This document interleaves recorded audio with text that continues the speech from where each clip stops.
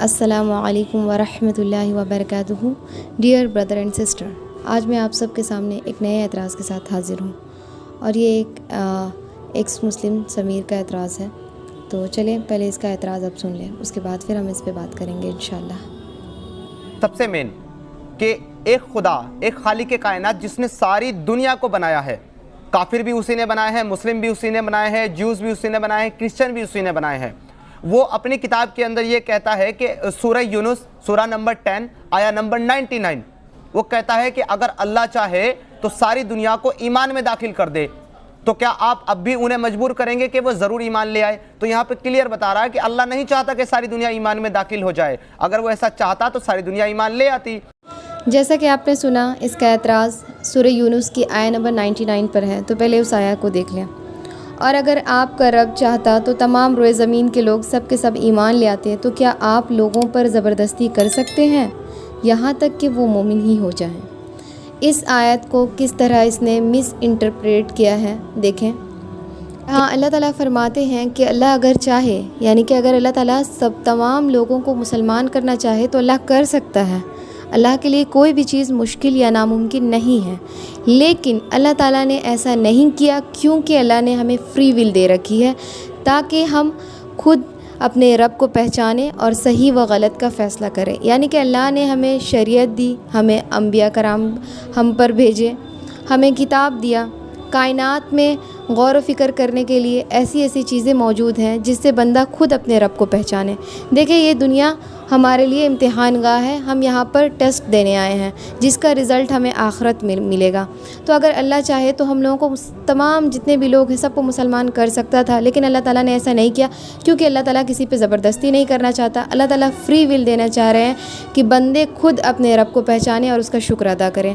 آپ اس بات کو ایک مثال سے سمجھیں کہ جیسے کہ کوئی ٹیچر ہے، وہ ٹیچر اگر چاہے تو ایگزام میں جتنے بھی اسٹوڈنٹس ہیں سب کو پاس کر دیں، لیکن وہ ایسا نہیں کرتا ہے۔ کیوں نہیں کرتا ہے؟ کیونکہ وہ ایگزام ہال ہے، وہ ایگزام کے پیپرز میں سب کو پاس نہیں کر سکتا، کیونکہ وہ اسٹوڈنٹس کی جو محنت ہے اس کے بیسس پہ اس کو پاس یا فیل کیا جاتا ہے۔ تو اسی طرح اللہ تعالیٰ ہمارا امتحان لے رہے ہیں، یہ دنیا امتحان گاہ ہے، ہم یہاں پر ٹیسٹ دے رہے ہیں۔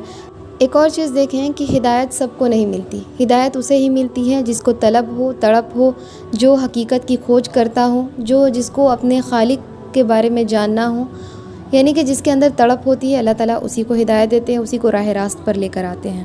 اور یہاں پر کہا گیا ہے کہ تو کیا آپ لوگوں پر زبردستی کر سکتے ہیں، یعنی کہ یہاں پہ نبی کریم صلی اللہ علیہ وسلم سے مخاطب ہو کر بتایا گیا ہے کہ آپ ان لوگوں کے لیے پریشان نہ ہوں، کیونکہ یہ لوگ ایمان نہیں لائیں گے، کیونکہ یہ لوگ دین کا مذاق اڑاتے ہیں، یہ لوگ صرف اور صرف دین پر اعتراض کرنے والے لوگ ہیں، تو ان کے لیے آپ پریشان نہ ہوں۔ اللہ تعالیٰ بہتر جانتے ہیں کہ کس کے دل میں کیا ہے۔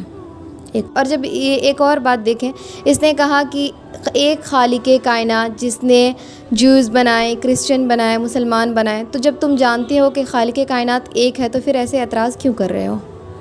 جب تم کو معلوم ہے کہ اللہ ہی سب کو بنانے والا ہے، اللہ ہی تعالیٰ is the only creator of this world and this universe, تو پھر ایسی بے تکی باتیں کرنے کا کیا مطلب؟ یہ لوگ صرف لوگوں کو گمراہ کرنے کے لیے اور بھٹکانے کے لیے اس طرح کے اعتراضات کرتے ہیں۔ اور ایک بات دیکھ لیں کہ قرآن سمجھنا تم جیسے لوگوں کا کام نہیں ہے، کیونکہ اگر تم سمجھ پاتے تو تم اس پر کبھی اعتراض نہ کرتے۔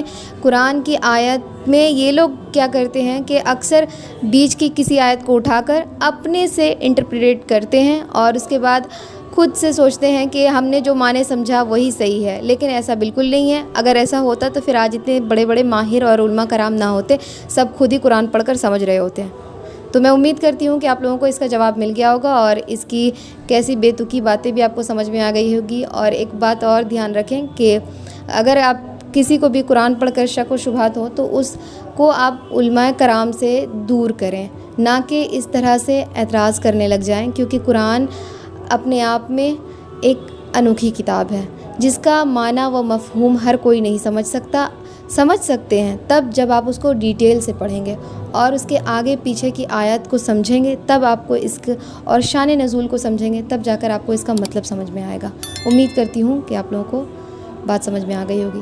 جزاکم اللہ خیرا کثیرا۔ السلام علیکم ورحمۃ اللہ وبرکاتہ۔